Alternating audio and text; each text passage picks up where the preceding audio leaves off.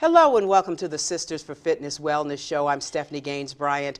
Our guest today is Dr. Shane Perrault. He's a marital psychologist. And today we're going to talk about women as breadwinners. Welcome. Well, thank you, Stephanie. I appreciate you for having me on your show. Well, let's begin by talking about your book. You're the author of The Black Manual, Less Drama, More Love, A Single Woman's Guide to Choosing Mr. Right. You know, I take credit for penning the book, but actually it was written by the women who sit on my couch. And what I found is they had amazing stories. You know, we have challenges in our community with marriage, with divorce, and you think, oh, they won't be as invested. Not true. These women fought for their families and they fought hard. And what the book really discusses is their fight, the lessons learned when they succeeded and when they didn't succeed. Well, let's talk about how many women are in situations where they are the primary breadwinner of the house. So I talk about that in my book, but the stats, nationally, 40% of women, white, collective society, 40% female breadwinners. In our community, the number is a little higher, it's at 60%. So this phenomenon has been building, adding about 10% over the last 4 decades, each decade. So it's a growing phenomenon. And what does that mean, the woman as breadwinner? Woman as breadwinner means she makes more than 51% of the money, or she is the head of household.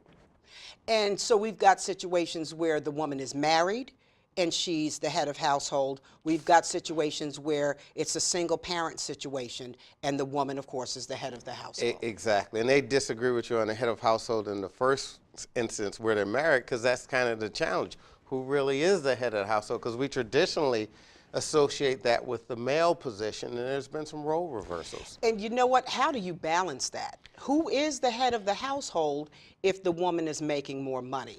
Biblically, the man is still the head of the household. That is not a money situation. But we know that money is probably one of the major issues in most marriages. So when the woman is making more money, it changes the dynamics.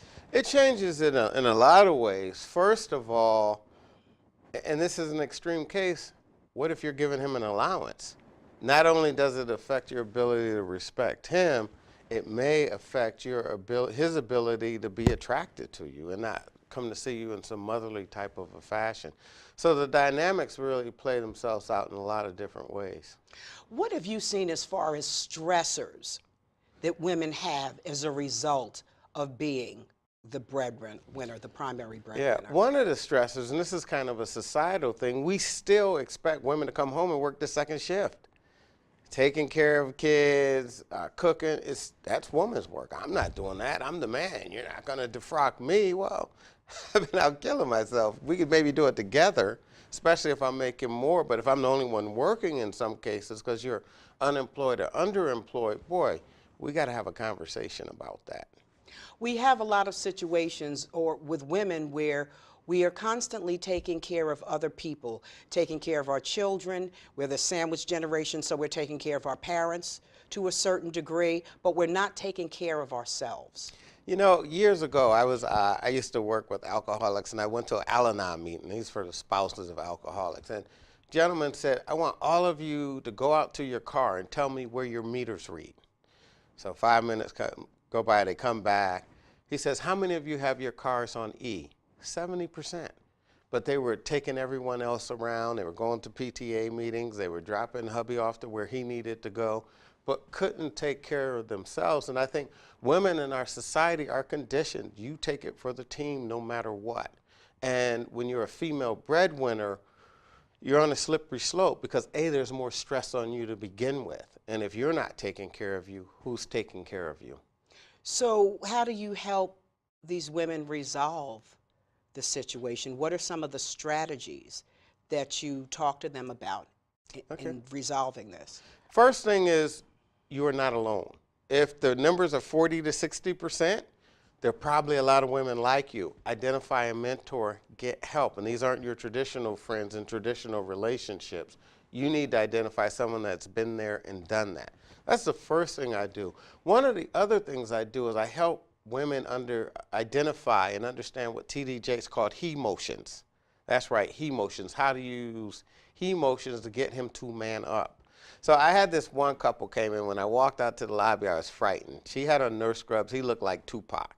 Had on his wife beater, had his tats, and I'm like, Lord, this may not work too well. I am not Houdini. But anyway, so we come in, and he was drinking. He said, you know, first thing I need to do is get clean and sober. And he said, I got to do it. She's pregnant. I got to get my life together.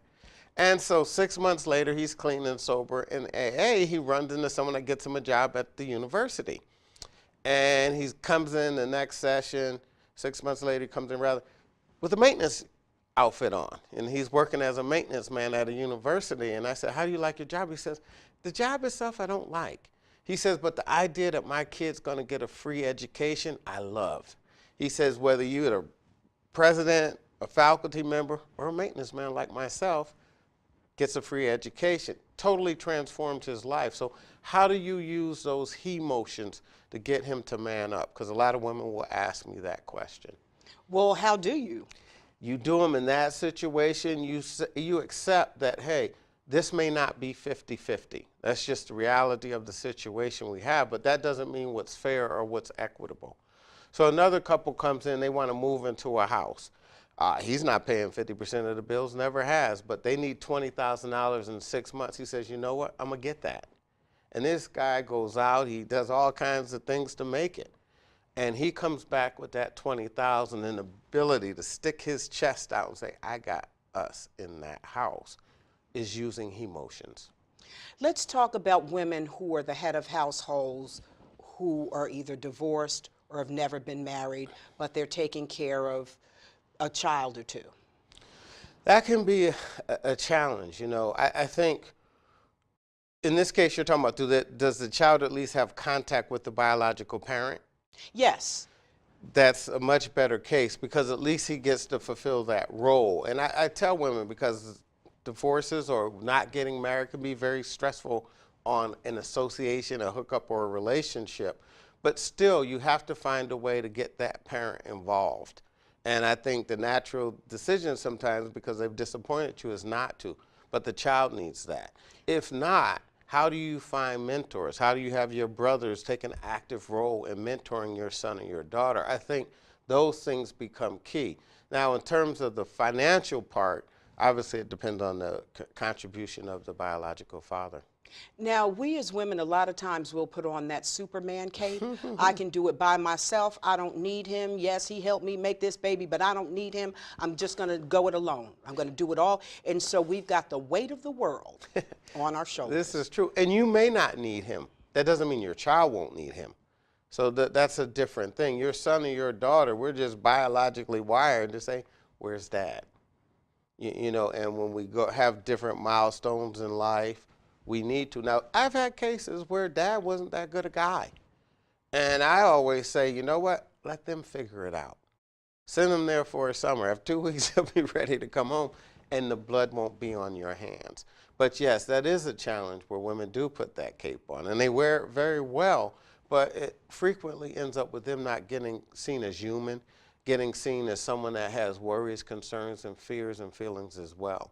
And you want to be a little bit more vulnerable. Let them see that other side of you as well. So let's go back to the women who are the head of households, or not the head of households, I got to get that right, who are making the most bringing home money. the bacon. They're bringing home share. the bacon. He might be bringing home the eggs and the toast, but she's bringing home the bacon. Let's talk about what are some of the things you're seeing. How is this affecting her? Because I know that if it's affecting you mentally, at some point in time, it's going to start affecting you physically. You're going to start seeing a decline in your health in several different areas. I don't know if you know this, but African American women have a lot of challenges when it comes to health. One of them is obesity, diabetes, hypertension, high blood pressure. A lot of these things too, stress is a contributing factor. Yeah, you know, there's obviously a biological component to all those things, but there also is a very psychological component, the stress induced by taking on all these roles. As you said, wearing that cape and wearing heels and making it look good for everyone but yourself. So it's a big part, and we do have to do a lot of self-care. You know, women have to learn to say, hey, you know what? I'm not going to have my car on E. In fact, it's going to at least be at a half tank. I'm not going to let it get lower than that. I have to take care of my needs. And it's just very difficult. I think far too many women are conditioned that it's about everybody but them. How do you find me time? How do women Some find people, me some time? women will say, well, I don't even have time to go see a counselor. And I hear that a lot. And I always think of things, some questions are best answered in the absent or in the opposite. Yeah, you can't find it. What's that cost you? But what's it cost you not to do it? There's a cost for action and there's a cost for inaction.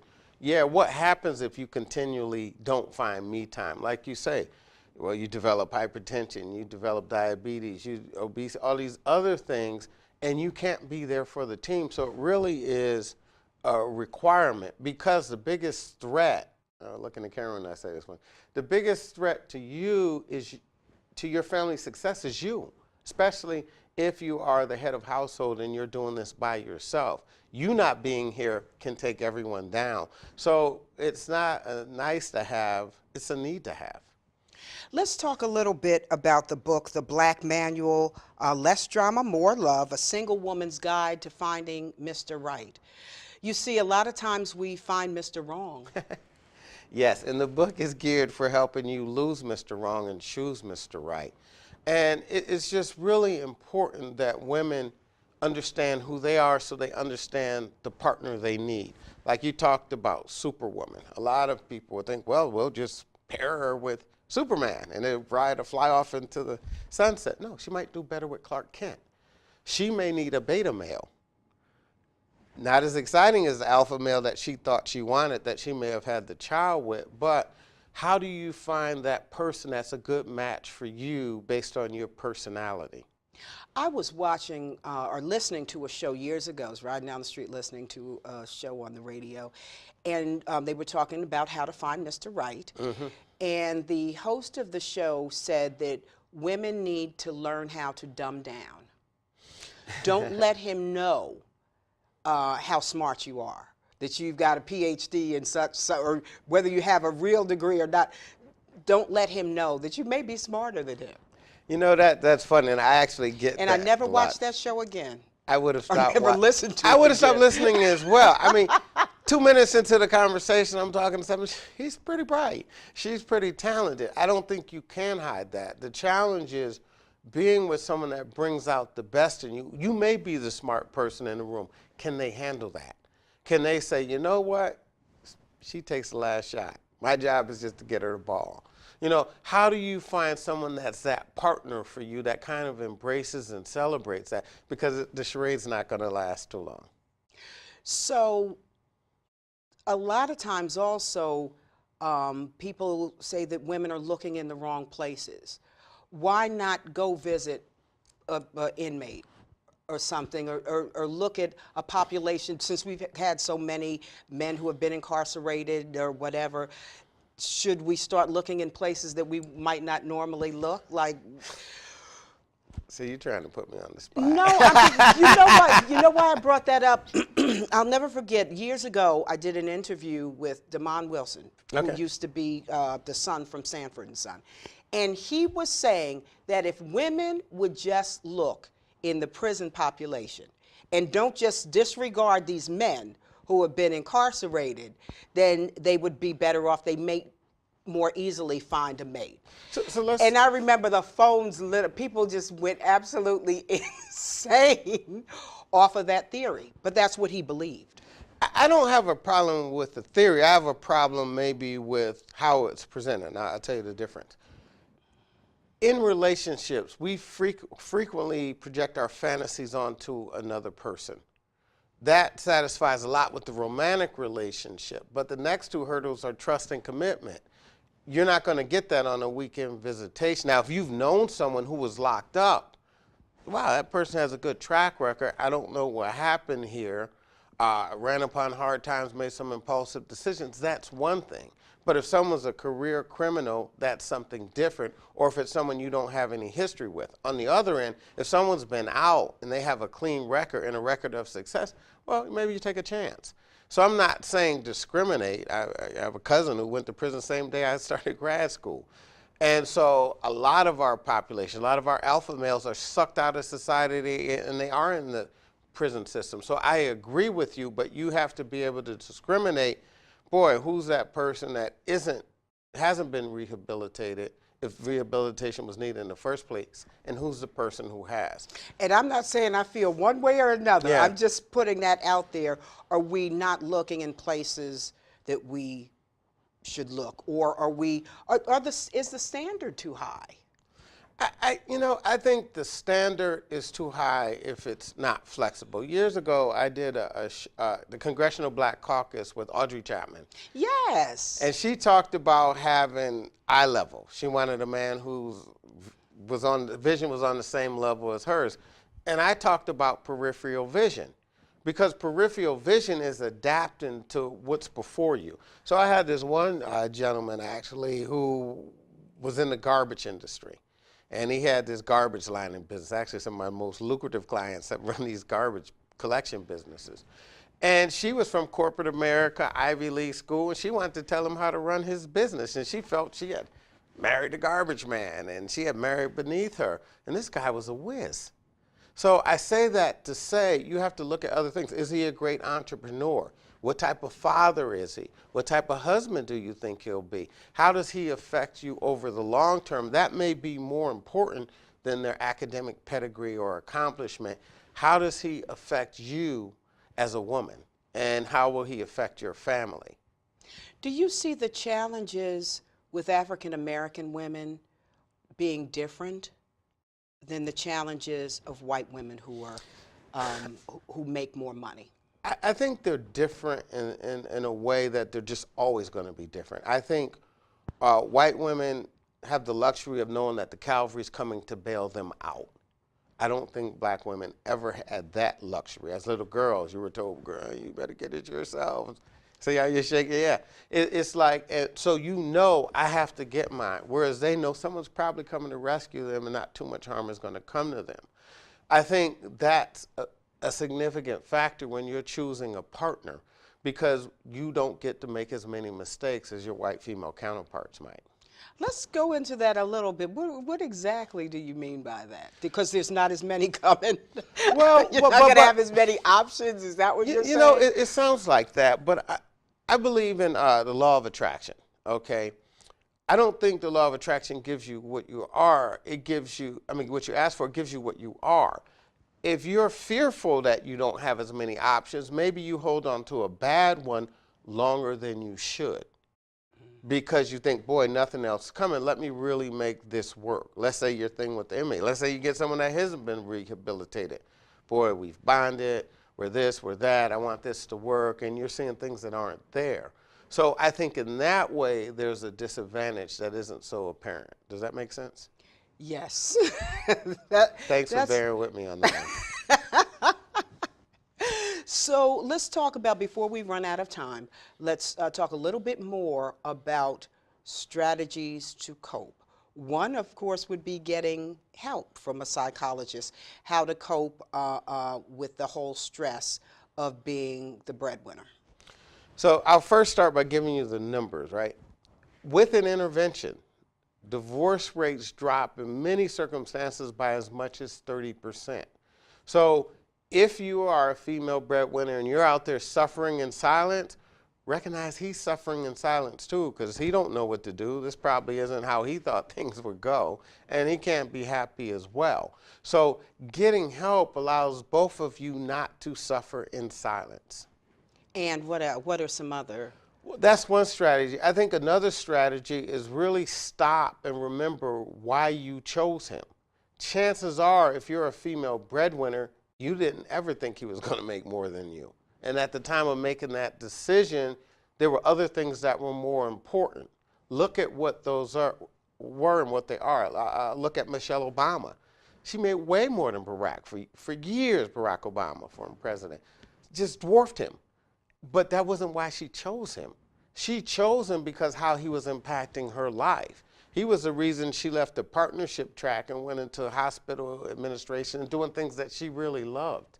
So you have to really look and say, how will this man impact my life, my family? What type of parent will he be? If that was why you chose him, don't let societal standards of him being the financial breadwinner determine your happiness.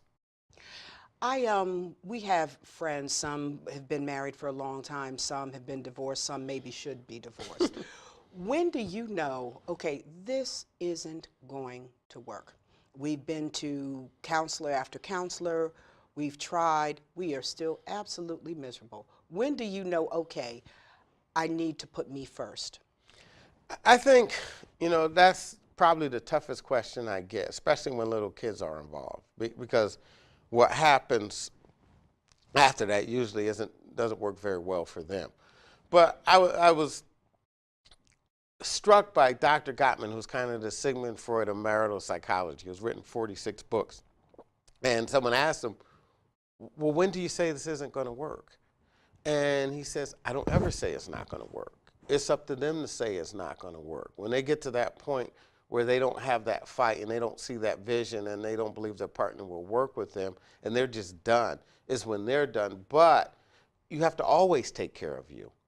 You can't ride around with your car on E so that they get to where they have to go. You just have to take care of your needs and say, that I can decide on today. And that I'm going to do something. I'm riding to the gas station right now as soon as the show's over, y'all. I'm riding to the gas station, and boy, I am going to fill my car up. I see some generational issues with that too. My mom's generation, they were told to stay, you stick it out, you made a vow not just to your spouse, but you made a vow to God, you stay with him. Through thick and thin, whether you're making more money, he's making more money, he may be an alcoholic, but you stick in there. I have tremendous respect for that. I don't ever counsel people to divorce, but for abusive situations, but for violent situations. There's certain things where, wow, this is a threat to your safety. If people make that decision, I support them.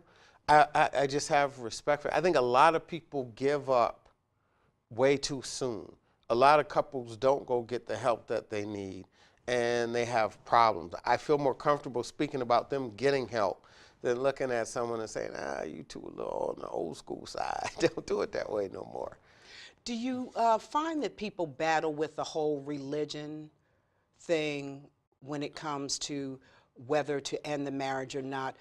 We made this vow to God, it's not just about us, so for religious reasons, I want to stick with this. Or they may be going to a religious counselor who's not a trained psychologist.